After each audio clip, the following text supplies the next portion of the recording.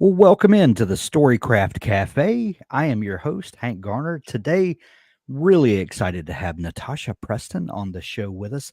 She's got a brand new book out. It's called The Dare, and this book is so much fun. I know you're going to love it. It was so much fun to read in the YA thriller space. So many questions I have to ask you Mm. about all of that, Natasha. I'm trying real quick to get our stream kicked off on Instagram so the folks over on Instagram can join us. It is now live. So a lot of buttons to push here in the very beginning. So um Natasha, I love to start the show with a fun question to just kind of Okay. set the tone and to get things started. And I have a couple that are kind of go-tos for me. But the one that I thought would be fun is what is the best or worst writing advice that you ever received from someone? A lot of times, someone will say something to us and it proves to be brilliant, and we're so happy that we got that advice and we hold it close to our hearts. But sometimes there's a piece of advice that is so atrocious that it almost becomes funny sometimes that, like, that did not prove out at all, and I wish I wouldn't have taken it, or I'm so glad I didn't take it. So, do you have one, uh, that fits into either of those camps, or maybe you've got one of each? Feel free to chime in. Yeah, so I've had before someone say you should only write about things you've experienced.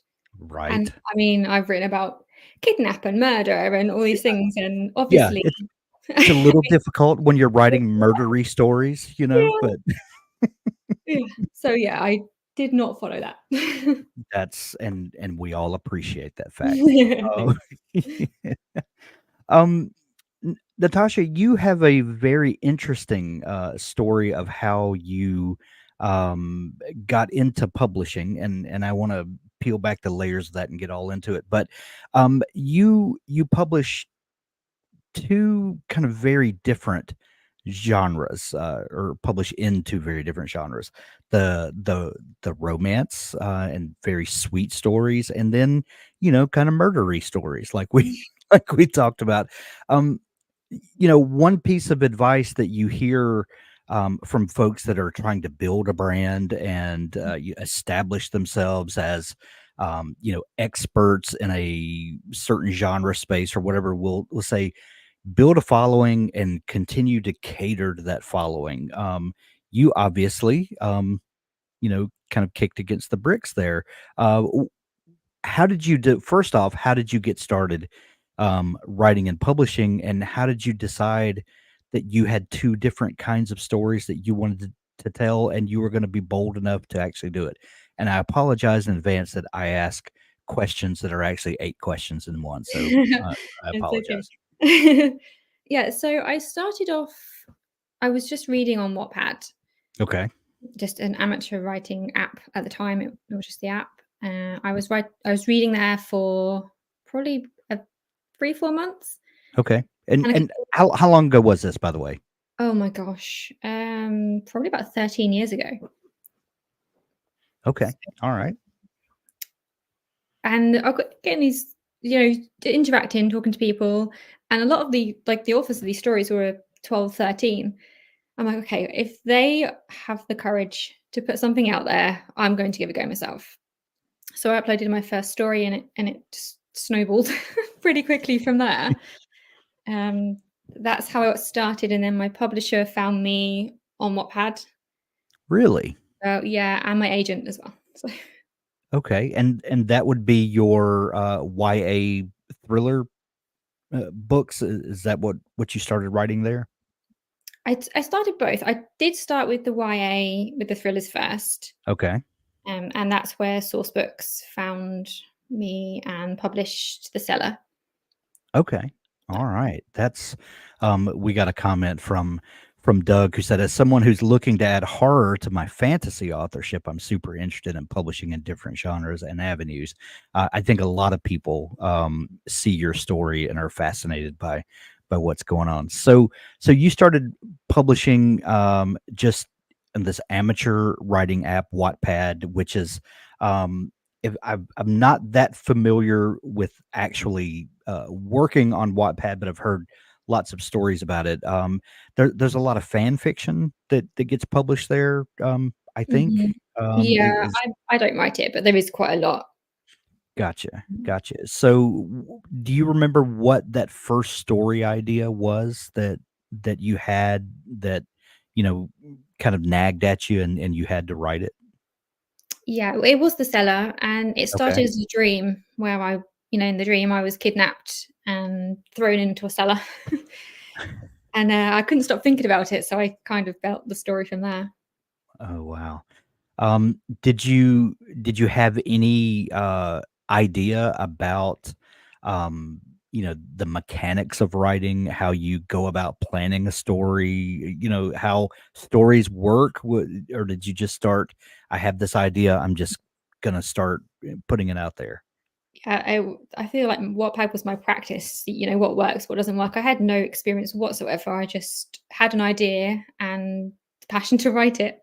Yeah.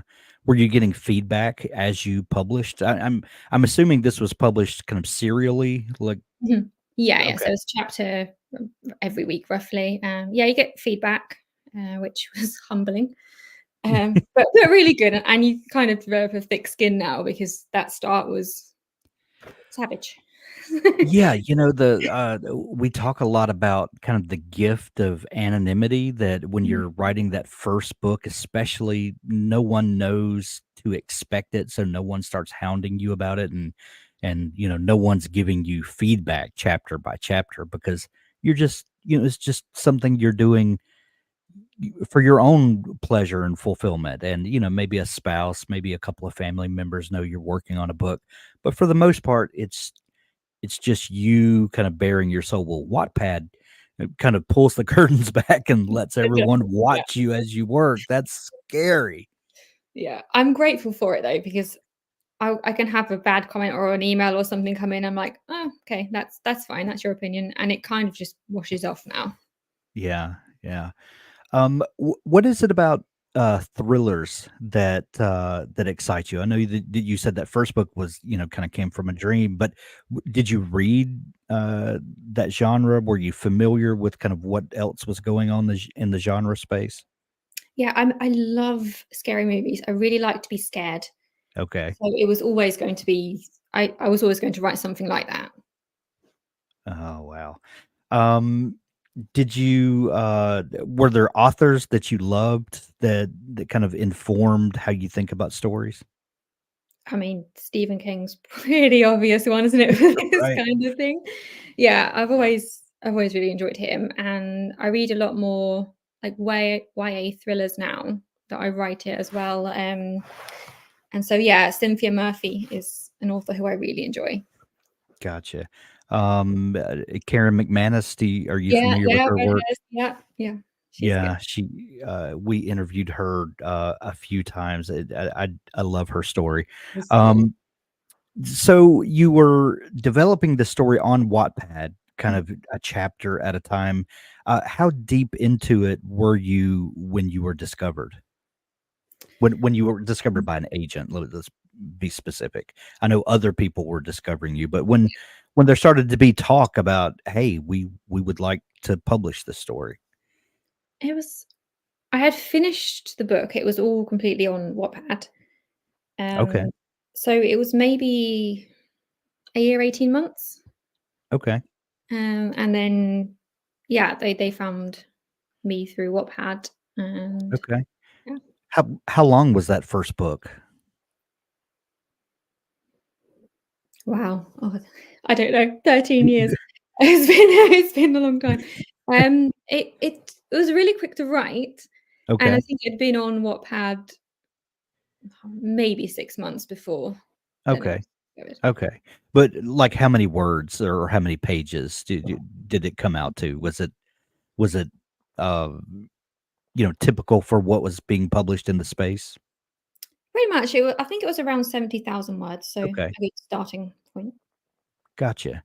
So you get contacted by an agent and a publisher, and you had to be taken aback that, Yes. this thing that I've is just a hobby. Now someone wants to actually, um, put this into the world. What was your reaction when you started getting this, sort of feedback from people? And then how did you start thinking about, okay, now I'm gonna take this hobby and make something professional out of it? How do you then address your work to start getting it ready for publication and, all of that good stuff?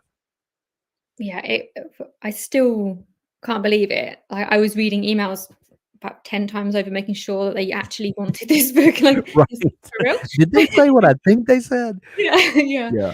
Yeah. So, yeah, it still feels very surreal that I get to do this as a job, um, Er Yeah. and then I mean, I loved it as a hobby and it kind of just fit in wherever, but now I have to do it. I have to meet these deadlines and I still love it. I absolutely love it. I wouldn't want to do anything else, but there's definitely more pressure now that I have to. Now that Yeah.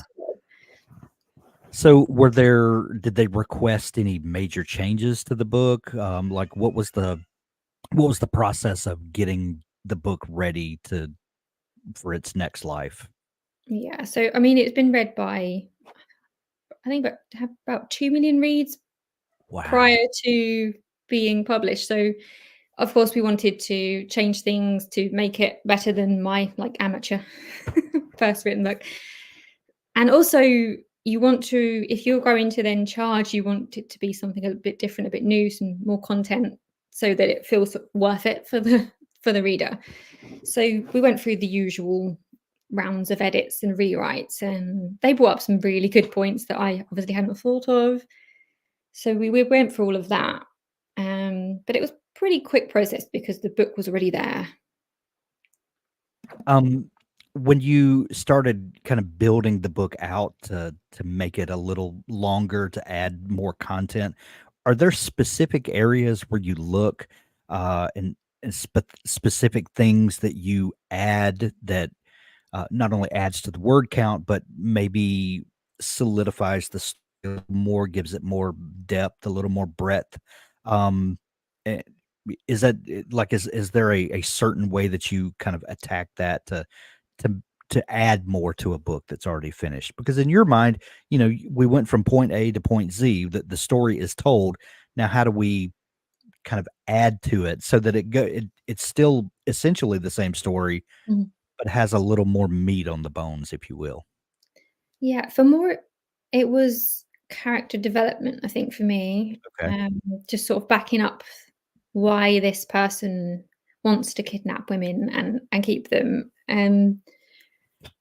So there was a lot more of his side of the story added to it, Okay. so that you get more in depth of his mind and what he's thinking and his past of why he's now how he is, and that added quite a lot. Gotcha. Gotcha. Um, so you published that first book. It's obviously, gains a readership, and they ask you to write more books in this space. What was the follow-up like? Surreal again. You've had this one book out and they're like, "Okay, we like it. The readers are enjoying it. Can you write another one?" I'm like, "Oh, okay." I mean, definitely I'm there, but yeah, definitely surreal.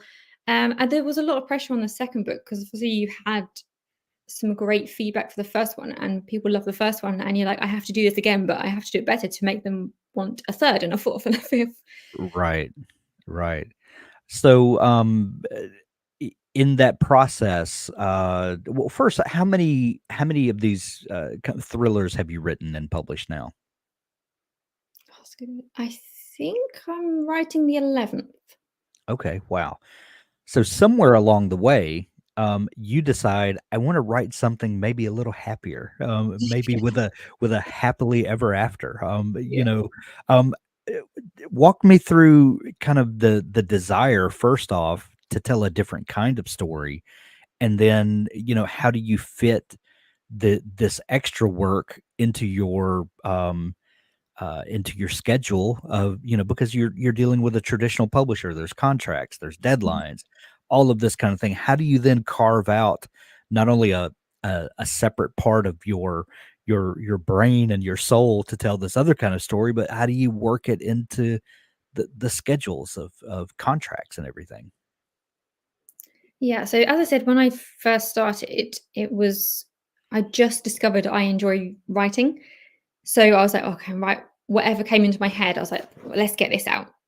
Yeah. So there was some romance stories going on, and then there was the thriller, and I just went for it both because at that point it was a hobby and it was just fun. And then obviously the Cellar was published, and I self-published the romance stuff. I Okay. just figured I'd give that a try because I have nothing to lose. Right. Right. So yeah, and that actually at one point the self-publishing books were selling better than the published, which was really nice because that all just came to me. Yeah. But now, yeah, of course, it is heavily stacked now towards the published books, my YA, and those are what I'm contracted to. So they will come first.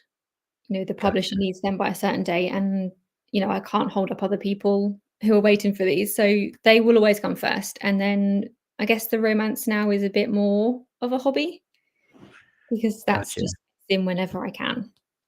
So did you start writing and self-publishing the romance about 10 years ago, kind of the same time frame that you were so we're talking about just post that initial Kindle revolution where self-publishing really became a viable avenue for publishing. But how did you discover that? First off, how did you start realizing this was a viable way to pursue publishing? And because you said you were traditionally published with the Cellar, I'll try this as well. Kind of how were you seeing the state of publishing and realizing that that was a viable opportunity? Yeah, so I mean, when I first started self-publishing, a friend had just done the same. She had Okay. just published hers, and she said, "Just go for it." She was the reason I self-published, and I was literally in there right at like the peak of Kindle, and when it was Right. before KU. So that was quite exciting because it was fairly new, and you didn't have to. You just released a book, and it just like flew. Right. There's a lot more I to it now. remember those days. Yeah. Yeah, they were some good days. Yeah. People were making covers in Microsoft Word and just Okay, I the didn't do craziest that. stuff was working everywhere. It was wild. Yeah. Yeah. Um, Doug says, do you find any crossover between your romance and thriller readers, or do you find they're mostly two distinct groups? This is something that everyone wants to know is once you've developed a readership over here, will they follow you to the other one? Or, do you find that they're just two different groups and you have to talk to this group about this sort of thing and talk to this group about this sort of thing? Yeah, I get a huge amount of crossover from romance coming to the YA, but not the other way around. I'm quite careful to always put like a 18 plus on the romance because I don't want 13-year-olds who read my YA to then read something they shouldn't be reading it. But yeah, the romance readers will read both. Interesting, interesting. So do you maintain 2 different mailing lists? Or, like, how do you talk to your readers to tell them, maybe I've got a special that I'm running over here, or maybe there's a new release over here? How do you maintain contact with them? Yeah, so my mailing list is separate. I will send out to those who choose YA and then those who choose the romance. I'm just starting now, a bit late in the game, to split Instagram and things like that. Okay. Before it was just combined, and it did work, but I feel like the romance was getting less or fewer comments and interaction because my name is bigger with the YA. So I'm splitting now. But yeah, it was completely all together for a while. It probably shouldn't have been, but it worked then. You write and publish both genres as Natasha Preston, is that right? That you don't use a pen name? It's right as of about 2 months ago when I went to Tasha Preston for the romance. So Gotcha. I've only literally just started separating on covers and things like that. Do you find that that was a necessity to split that out? Was there just too much confusion, or did it have to do with the Amazon algorithm and grouping all books together? Kind of what was the thought process about differentiating? I've never had an issue, Okay. but I'd get some orders on my website for signed books, and every time I get a romance one that's going to America, I'm always like, "Are you sure? Like, is this the one you want? Because if it's for your child, like, are you aware that it's romance?" So it was like protecting the children from reading something that kind of made me think, actually, I need to be a little bit more separate. Gotcha. Gotcha. So it's just a pragmatic Yeah, decision. yeah. Gotcha. Gotcha. Um, when you begin a book, Natasha, you said that that first book, The Cellar, came from a dream. Mhm. Um, how is it like now? I mean, first, how many books have you published now? And you said 10 or 11 of the YA. What about romance? How many total do you think that you've written and published? Probably 26, 27, something like Okay. that. Okay. So your process has probably refined a bit from Mhm. from the beginning. Well, Um, probably not too much, y- unfortunately. you know, um, I like to think that over the decade plus that I've been writing that my process has changed and evolved, but sometimes I still wake up from a dream and like, "Oh, Mhm. that's a brilliant idea," and I have to jot it down. And sometimes it's brilliant, sometimes it's just, the ramblings of a dream, Yeah. but sometimes, there's just gold that just comes out of nowhere, it seems like. But then other times, there are ideas that you kind of stew on for a few days and you kind of work on it in your brain and you work on it and you start planning it out and it grows into what it will become. And other times it's just like lightning in a bottle that, sometimes you just have fully formed ideas that just come to you and you just know exactly how they're going to work out. What's your process like these days and I'm talking about the very beginning. How is a story born for you? It typically is like that instant, "Oh, that'd be fun to write about," something like that. I mean, with the Dare, it was like, "Oh, how would you cover up something terrible that you've done?" Mm, And that's how that one was born, and that happens most of the time now. Unfortunately, I don't dream as well as I used to. Kenny folks out of it.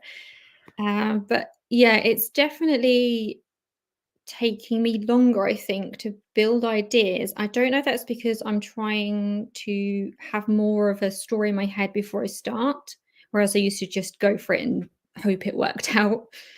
yeah. I guess that's quite time consuming if you get 20,000 words and you're like, don't like this now. Yeah.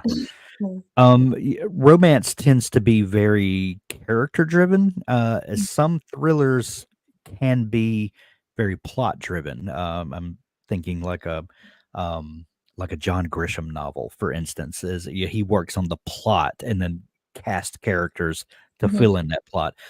Your thrillers definitely feel very character driven. Like you Yeah. start by making us care about your characters and then put them in trouble. Do you think in terms of that, of like, um, these characters walk onto the stage of your mind, you kind of get to know them and then figure out how to put them in trouble? Or do you start thinking of situations that like how does that come? Do you think character first? Do you think plot first? Or is it just kind of an amalgamation of all that? It's definitely character first for me, for I sure. had that feeling, Yeah, yeah, yeah. As soon like an inkling of an idea, I'm like, "Who would do that?" I need yeah. that character because then they're like, "Well, this is what I would do." And then you build and build and you have your story. I've always through both genres, it's always character based. Gotcha.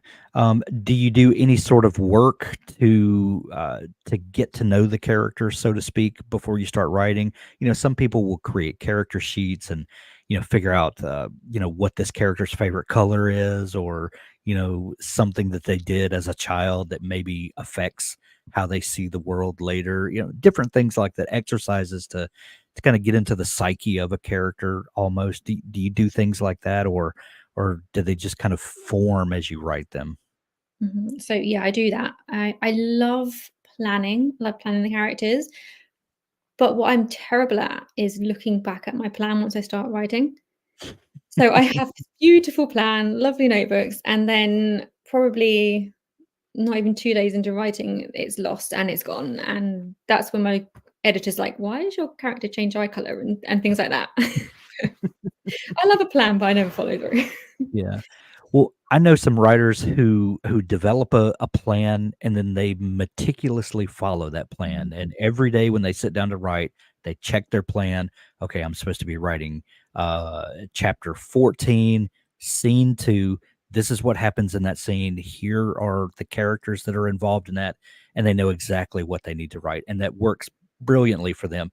And I know some other people that are very intense planners, but they use the planning process almost to familiarize themselves with the characters and with the world, and then they're able to then hold that in their head, and then they never refer back to the plan again because they've already got it worked out. They know what needs to come. Would you say you're more in that second camp? Oh, definitely, definitely. I try to do the planning thing. I'll write out, like, chapter 1 and then what's gonna happen and the whole way through, but I just can't go back and go to it. And also, I change things as I go, so it would be pointless because 'cause I'm like, "Well, I don't want this person to be the killer anymore. I want this one to be it." So, it never works. So would you describe yourself as kind of a plantser, someone who plans but then kind of pantses along the way after the plan's created? That's me. Yeah, that's it's fun that way, isn't it? It That's just is, yeah, yeah. yeah. So having written and published for a decade or better with more than 25 books published, how has your process changed over that time? We know the first book you kind of wrote in front of a crowd on Mhm. Wattpad and published it. You know, you went ahead and got the scary stuff out of the way from the very beginning. But now that you have contracts and deadlines and people that are expecting books from you, readers as well as publishers, agents, and all that.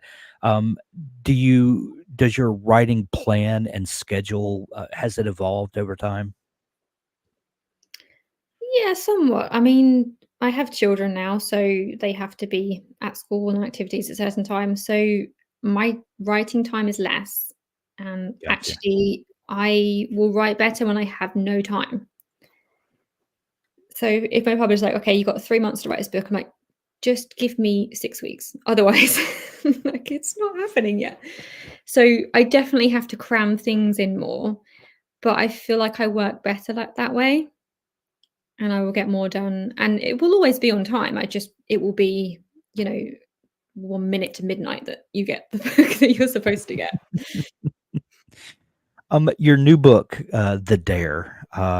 Tell us about that story. You said that it kind of came to you in a what if situation. Mhm. How would you respond to this situation?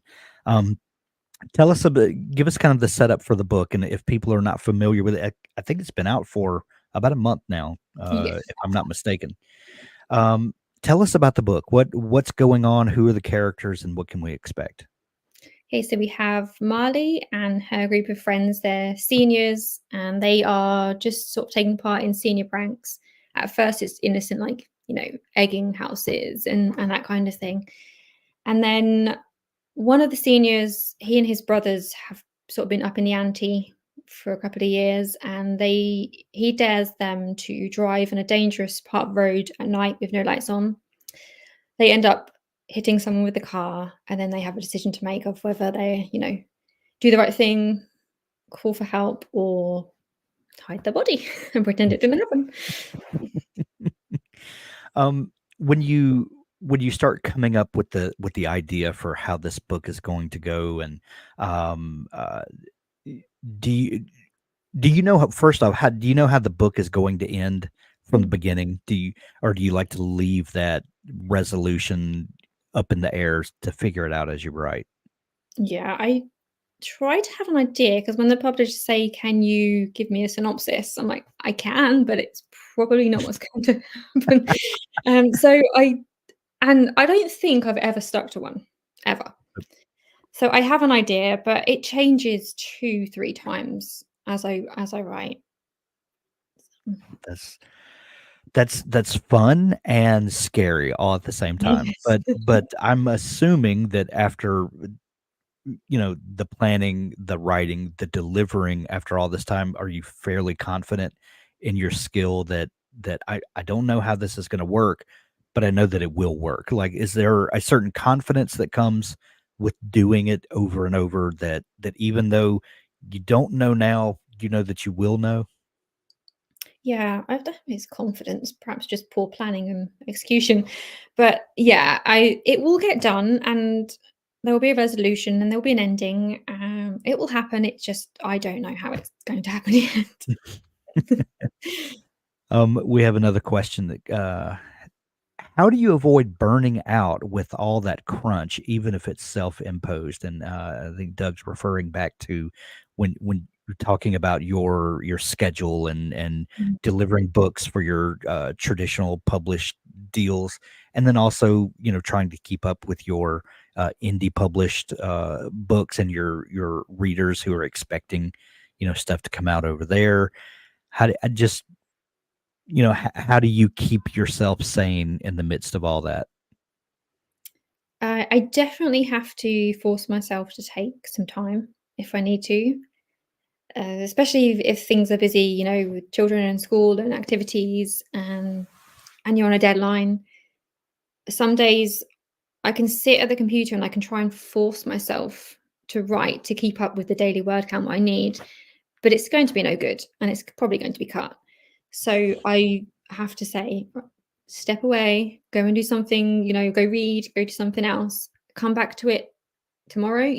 I'll have to write more to catch up, but I'll be in a better place. So I do have to make myself take breaks. Yeah.